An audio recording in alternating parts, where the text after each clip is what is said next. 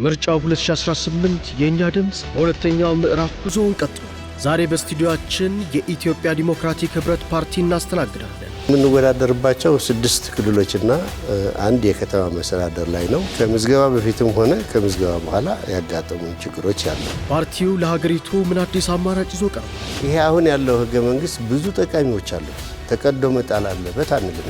የባህር በር አላት ሳይሆን ሊኖራት ይገባል ነው ያልን ያለን። አንድ ጠቅላይ ሚኒስትር ከሁለት የምርጫ ጊዜ በላይ መወዳደር የለበትም። ሊቀመንበሩ አቶ ገብሩ በርሄ ለአምስቱ የኢቢኤስ ወሳኝ ጥያቄዎች የሚሰጡት ምላሽ አሁን ይጀምራል።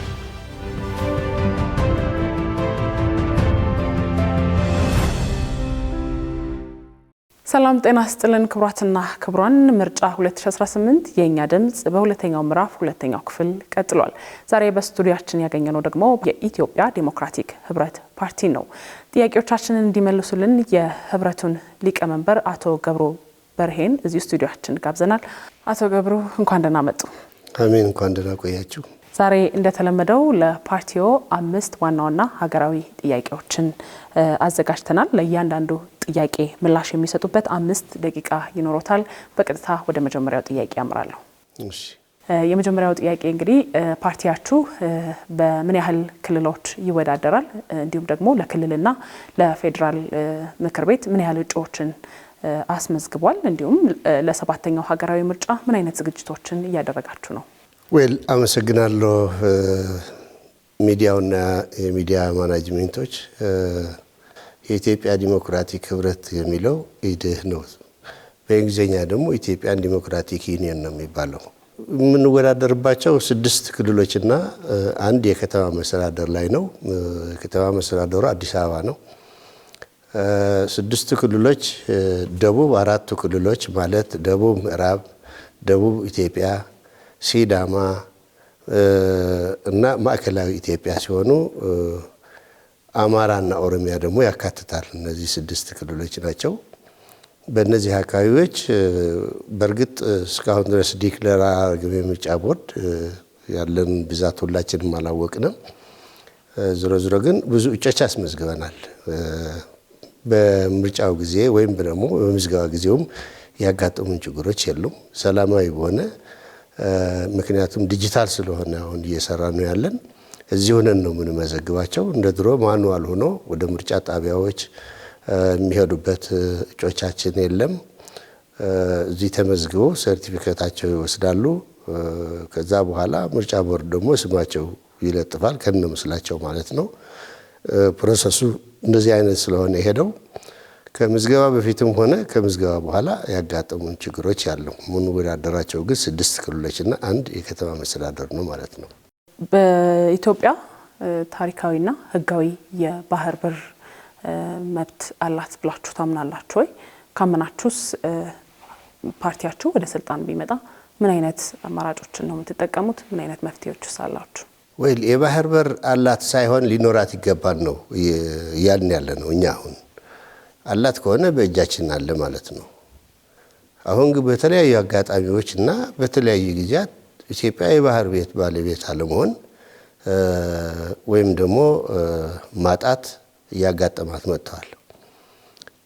አሁን አንደኛ የሰው ብዛት፣ ሁለተኛ አሁን እየመጣ ያለ አንዳንድ እድገቶች፣ ሶስተኛ አሁን ያለው ጂኦፖለቲካዊ ራሱ ቀይ ባህር በስንት ሺህ ማይል ተሻግረው መጥተው ባለቤት የሚሆኑበት ለራሳቸው ጥቅምና ለራሳቸው ህልውና የሚከላከሉበት አካባቢ ስለሆነ ኢትዮጵያም ቢያንስ የ60 ኪሎ ሜትር ርቀት ላይ ነው የምትገኘውና የባህር በር ያስፈልጋታል ነው እያልን ያለ ነው።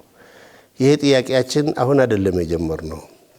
እንዲያውም ይሄ መንግስት አሁን ኦፊሻል አድርጎ ጥያቄው ከአህጉራዊ አልፎ ዓለም አቀፋዊ አድርጎታል። እኛ ግን ሰሚያተን የቆየ ነው። ወደ 2 ሚሊዮን የሚሆን ህዝብ ፒቲሽን አስፈርመን ለተባበሩት መንግስታት፣ ለአፍሪካ ህብረት ተቃውሟችን አስደምጠናል። መጀመሪያ የባህር በር አልባ መሆን ስትጀምር ኢትዮጵያ ማለት ነው።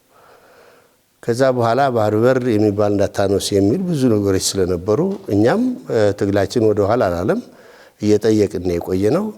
አሁን ኦፊሻሊ መንግስታችንም ጥያቄያችንን ተቀብሎ ተግባር ላይ ያዋለው ወይም ደግሞ የህብረተሰቡ ችግር አይቶ ተግባር ላይ ያዋለው ስለሆነ የባህር በር ለኢትዮጵያ ያስፈልጋታል እንላለን። በምን ምክንያት ወደሚለው ስንመጣ የባህር በር በልመና ወይንም ደግሞ በጸሎት የሚገኝ አይደለም። ዓለም አቀፍ መብቶች አሉ። ባህር በር የሌላቸው ሀገራት ባህር በር እንዴት ማግኘት አለባቸው የሚለው በተባበሩት መንግስታት የጸደቁ ህጎች አሉ። በአፍሪካ ህብረትም የጸደቁ ህጎች አሉ። እነዚህ ህጎች ተጠቅመን ኢትዮጵያ የባህር በር ሊኖራት ይገባል ብለን ዲፕሎማሲያዊ ጫና እንዲፈጠር በዲፕሎማሲያዊ ተጽዕኖ የባህር በር እንድናገኝ ጥረት መደረግ አለበት ብለን እናምናለን። ተጽዕኖ ስንል ያለ ክፍያ አይደለም።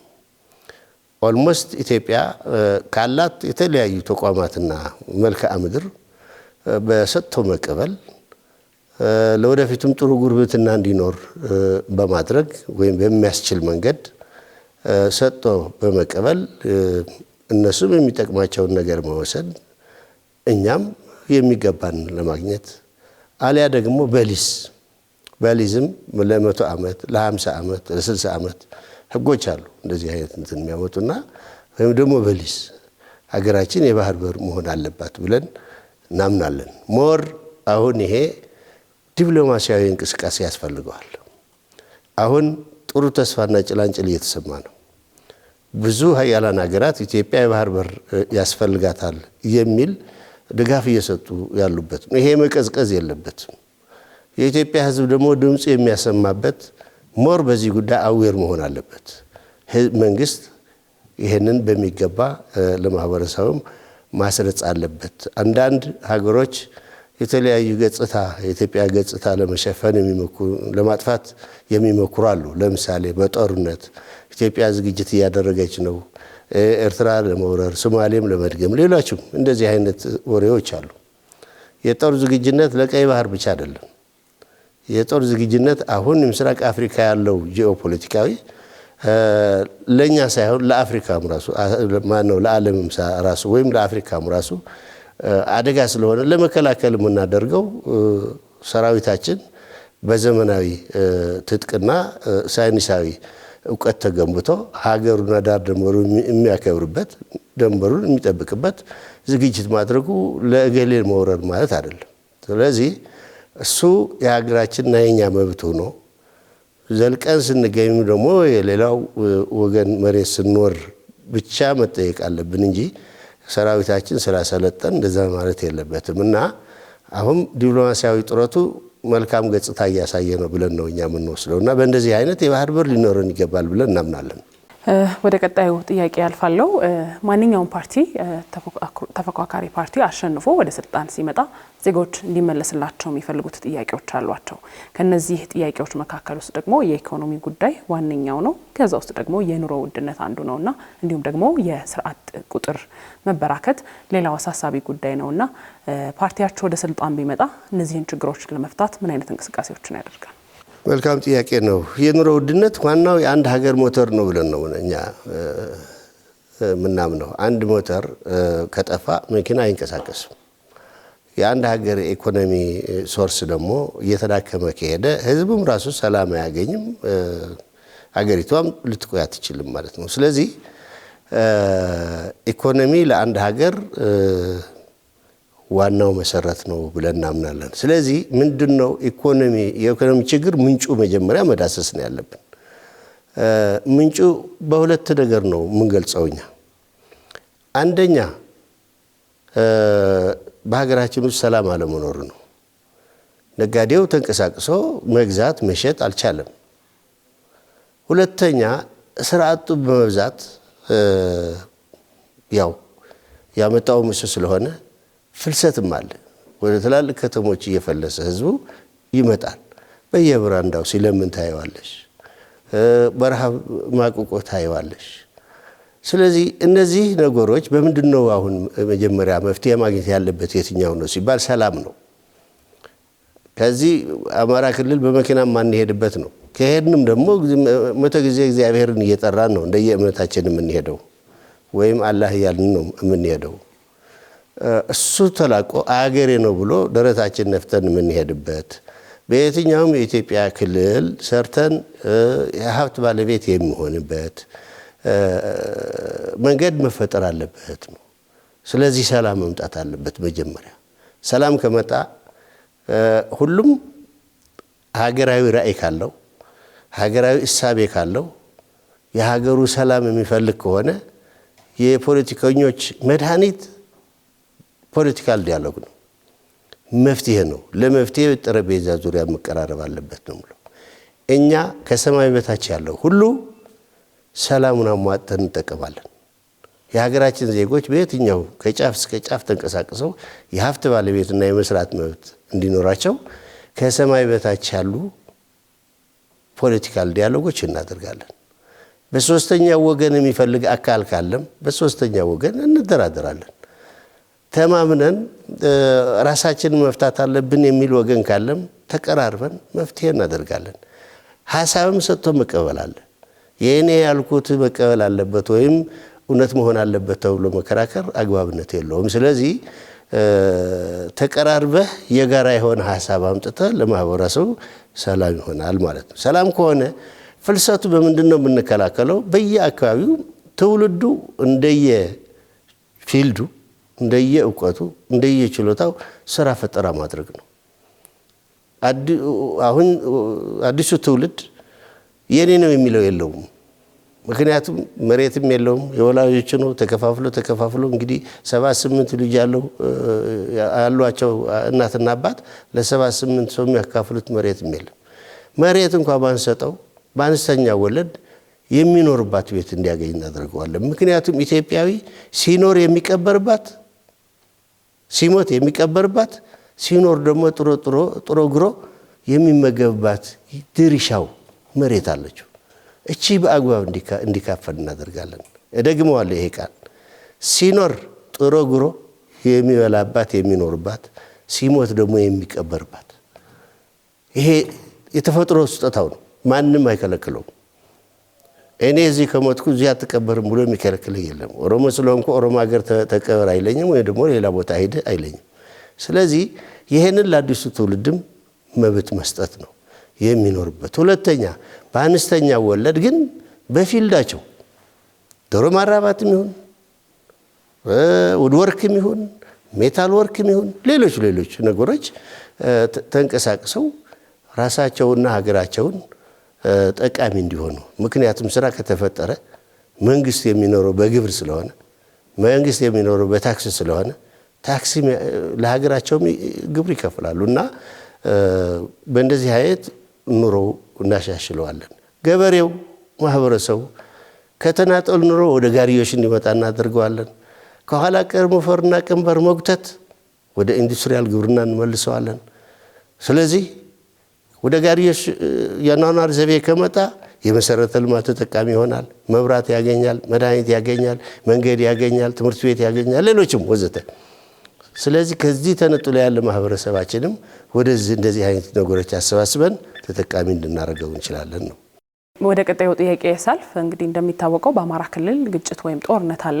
በኦሮሚያ የተለያዩ አካባቢዎች የታጣቂ ኃይሎች እንቅስቃሴ አለ። እንዲሁም ደግሞ በተመሳሳይ በትግራይ ክልል የፖለቲካ ውጥረት መኖሩ ይታመናል እና ፓርቲያችሁ ወደ ስልጣን ቢመጣ የሀገሪቱንና የእነዚህን አካባቢዎች ሰላምና ጸጥታን ከማስጠበቅ አኳያ ምን አይነት አማራጮች አሉት? ምንስ ያደርጋል?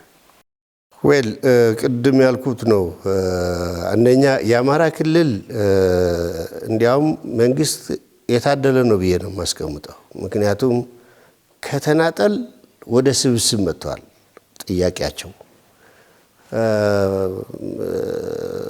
ከየትኛው ጋር ልደራደር የምትልበት ነገር የለም። አሁን አራት ቦታ አሉ። አራቱ ቦታ ማሰባሰብ ነው ኦልሬዲ። እነዚህ ሰዎች ሀገራዊ ራዕይ ካላቸው አጀንዳቸው መቀበል፣ ማየት፣ መቀራረብ፣ መነጋገር ሰላማዊ በሆነ መንገድ ይቻላል። ሶስተኛ ወገን ነው የምንፈልገው ካሉ አንጋቾች ስለሆኑ መሳሪያ ስላላቸው ሶስተኛ ወገን ሄዶ ሰላም መፍጠር ይቻላል። ለምሳሌ የፕሪቶሪያ ስምምነት እኮ እንግዲህ ከመቀሌ ወደ ፕሪቶሪያ ከመሄድ ከመቀሌ አዲስ አበባ መምጣት ይቻል ነበር። ይቀርባል። ነገር ግን መተማመን ስለሌለ ነው ወደ ፕሪቶሪያ የተካሄደው። እዛ ጋር ደግሞ ጥሩ ውጤት አመጣ፣ ስምምነት ተፈጠረ። ስቲል ነው የትግራይ ህዝብ በአሁኑ ሰዓት የጥይት ድምፅ አይሰማም። በእርግጥ ችግር የለውም ማለት አይደለም፣ ከዛ የባሰ ችግር አለ። ነገር ግን የጥይት ድምፅ አይሰማም። ከሸኔ ጋር የተደረጉ የታንዛኒያ ውይይቶችም ተስፋ ሰጪዎች ነበሩ። እንደዚህ አይነት መለመድ መቻል አለበት። በረሃ ያሉ ወንድሞቻችንም ማክረር የለባቸውም። መንግስትም እንደዚህ አይነት በሶስተኛ ወገን የሚያደርገው ጥረት መቀጠል አለበት። ምክንያቱም ሀገር የምትኖረው በመግባባት የተፈጠረች የተገነባች ሀገር ነው። ኢትዮጵያ ስትባል አንድ ብሔር ወይም አንድ ቋንቋ የበላይነቱ ስላረጋገጠ ብቻ አይደለም። ሌሎችም አክሴፕታንስ ሊኖራቸው ይገባል፣ እድሉም ሊኖራቸው ይገባል። ስለዚህ ከነዚህ ወገኖች ጋር የተጀመሩ ወይም ደግሞ ከአማራ ክልል ጋር ያሉ ታጣቂዎችም እንደዛ እንዲጀመሩ አበክረን እንጠይቃለን። በየስብሰባውም እየጠየቅን ያለ ነው። ትግራይ ያለው ችግር በረሃብ እያለቀ ነው ህዝቡ በየመጣለያ ጣቢያው። ከረሃብ አልፎ በበሽታም እያለቀ ነው መድኃኒት በማጣት። ከዛ አልፎ በጅብም እንደገና እየተበላ ነው። የትግራይ ህዝብ ከፍተኛ ችግር ነው ያለበት። የፈጠረው ማን ነው? ይሄ ችግር ፖለቲከኞች ነን። እዛም እዚህ ያለን ፖለቲከኞች መግባባት አቅቶናል። ተግባብተን የትግራይ ህዝብ መድኃኒት ወደ ሀገሩ እንዲመለስ ወደ ቅያው የፕሪቶሪያ ስምምነት የሚተገበርበት ሁሉም በዚህ መሄድ አለብን የሚለው አቀራሪ ሀሳብ ሰባብረን በጋራ የምናምንበት ግን ህዝቡ የሚድንበት መንገድ መፈጠር አለበት እንላለን። ወደ ቀጣዩ ጥያቄ አመራለሁኝ። ፓርቲያችሁ የኢትዮጵያ ህገ መንግስት መሻሻል አለበት ብሎ ያምናል ወይ? ካመነስ የትኞቹ የህገ መንግስቱ ክፍሎች ናቸው እንዲሻሻሉ የሚፈልገው? ከዚህ በተጨማሪ ደግሞ ኢትዮጵያ ውስጥ ሊስተካከል ይገባል የምትሉት ወይም ደግሞ ይዛችሁ ልትቀርቡት ያሰባችሁት የፖለቲካ ስርዓት አላችሁ ወይ? አንዱ የፖለቲካ አማራጫችን እሱ ነው። ህገ መንግስት ዙሪያ ያለን አስተያየት ማለት ነው። ያው ኢኮኖሚ ምን ይመስላል ገልጫዋለሁ፣ ፖለቲካሊ ምን ይመስላል እየገለጽኩት ነውና ህገ መንግስት ላይ ህገ መንግስት ማለት ባይዘው ወይ ቅዱስ ቁርአን ወይም ደግሞ መጽሐፍ ቅዱስ አይደለም። እንደየጊዜው ሪቫይዝ ያደረግ ከጊዜው ጋር የሚሄዱ አንድ አዳዲስ ነገሮች እየተካ መሄድ ግድ ነው። ይሄ አሁን ያለው ህገ መንግስት ብዙ ጠቃሚዎች አሉት። ተቀዶ መጣል አለበት አንልም እኛ፣ መስተካከል ግን አለበት። ለምሳሌ አሁን ዋናነት ስናየው ምርጫ ሁሉ ጊዜ አንድ ፓርቲ አንግሶ የሚሄድ ነው። የተሰራ አሴስሜንትም አለ። ምንድነው አሴስሜንቱ? 6ቱ ሀገራዊ ምርጫዎች 30 እና 35% ድምጽ ያገኘ ነው አገሪቷን እያስተዳደረ የነበረ። እንትኑ ግን ምንድነው የሚለው ህገ መንግስቱ 50+1 ነው የሚለው። ነገር ግን 30 እና 35 ኦልሞስት 30 የሆነው እንዲያውም 97 ነው። ምንድነው እንደዚህ ይሄ ምክንያት ወደሚለው ስንሄድ አንደኛ የፓርቲዎች ብዛት ነው። ድምጹ ፓርቲዎች ናቸው የሚከፋፈሉት። ጥምረት ቢኖር አልታደልንም እንጂ በጋራ መንቀሳቀስ ቢኖር አልታደልንም እንጂ የብዝሃ ሀገር መሆን ትችል ነበር ፖለቲካሊ። ስለዚህ ይሄ አሁን ያለው የምርጫ ሲስተም ተቀይሮ ወደ ተመጣጣኝ ውክልና የምርጫ ሲስተም መግባት አለብን ነው እኛ የምንለው። ይሄ እንዳጋጣሚ ሆኖ ባለፈው ከ6 ዓመት በፊት ከፍተኛ ክርክር አድርገን ብልጽግናም ተቀብሎታል። ባይዘወይ በቃ የማይኖሪቲ ኤንድ ማጆሪቲ ራይት መከበር አለበት የሚለው ብልጽግናም ተቀብሎት ነበር። ምርጫ ቦርድ አሁን በመጀመሪያው የነበረው የምርጫ ሲስተም ስለሆነ የተዘጋጀ ነው ወደዛ መግባት አንችልም ወደሚለው ነው እንግዲህ 6ኛ አገር አቀፍ ምርጫም የተሳተፍ ነው። ዘንድሮም ይስተካከላል ብለን ነበር፣ አልተስተካከለም።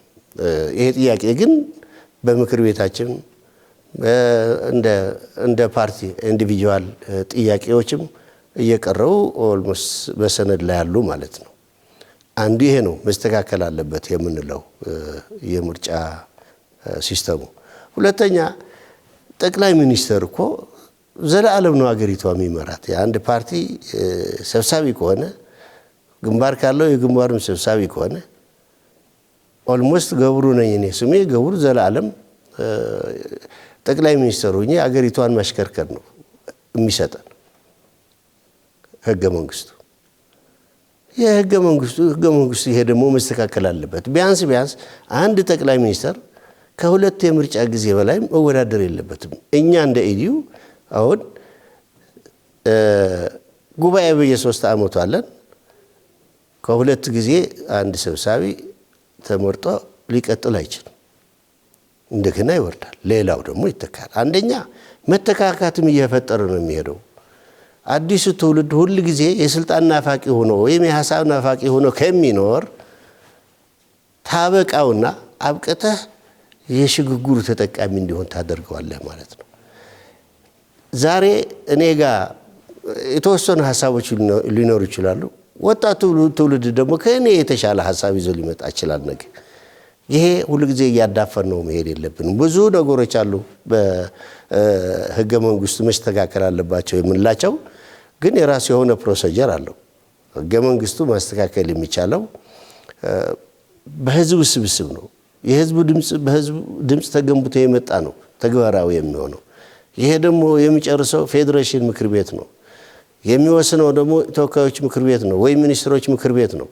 እነዚህ ሶስቱ ምክር ቤቶች ተናበው ናቸው የሚሰሩትና እሺ ነው ይሄ ህገ መንግስት ማሻሻያ በአፍ እሺ ይባላል፣ ግን ተግባር ላይ ሲሄድ አናየው። ሌሎችም አሉ። ለምሳሌ አንቀጽ 39 ብዙ ጠቃሚዎች አሉት። ይሄ አርቲክል 4 ግን መገንጠል የሚባል ይመጣል። ምንድነው መገንጠል ማለት? ለምን ሀረግ እዛ ጋር ሊገባ ተፈለገ? መጀመሪያ ምንስ ነበረው እንዲገባ የተፈለገው? የኤርትራ ጉዳይ ተግባራዊ እንዲሆን። አሁንስ ማን ነው እንደገና እንዲወጣ የተፈለገው? ስለዚህ ዲሞክራሲያዊ ስርዓት ካለ መብት ማስከበር ካለ መገንጠል የሚባለው ነገር ህገ መንግስታችን ላይ መኖር የለበትም። አቶ ገብሩ የኢቢኤስ 5 ጥያቄዎችን ጨርሻለሁ። ምናልባት ግን እንደ ፓርቲ ለመራጩ ህዝብ የሚያስተላልፉት መልእክት ካለ እድሉ ልስጦት። ኢቢኤስ አመሰግናለሁ። እንግዲህ አርማችን እናንተም ያሳያችሁት ነው። የምርጫ ምልክታችን ይሄ ነው። ይሄ ጋሻና ጦር ነው። የአድዋ የድል ያበሰረ ከአዲስ አበባ 00 ተነስቶ በእግር እየተጓዙ አባቶቻችን አድዋ ላይ ድል የፈጠሩ ድል ያሳዩ ለዓለም ማህበረሰብ ያልገዛ መብታቸውን ያረጋገጡ ለአፍሪካ ጥቁር ህዝቦች ነፃነትን ያበሰረ ጋሻና ጦር ነው። ጋሻና ጦር መከታችን ነው። ሁሉም ኢትዮጵያዊ ምልክታችን አይቶ ይምረጠን። እናመሰግናለን። አቶ ገብሩ ለሰጡን ሰፊ ማብራሪያ እጅግ አድርጌ አመሰግናለሁ። እኔም አመሰግናለሁ። እግዚአብሔር ይስጥልኝ። ተመልካቾቻችን ስትከታተሉ የቆያችሁት ከኢዴህ ዋና ሊቀመንበር አቶ ገብሩ በርሄ ጋር የነበረን ቆይታ ይህንን ይመስላል። በቀጣይ በምዕራፍ 2 ዝግጅታችን ሌላ ተፎካካሪ ፓርቲ ይዘንላችሁ የምንቀርብ ይሆናል። ለጊዜው በዚሁ ተሰናበትኩኝ። ሰላም ቆዩ።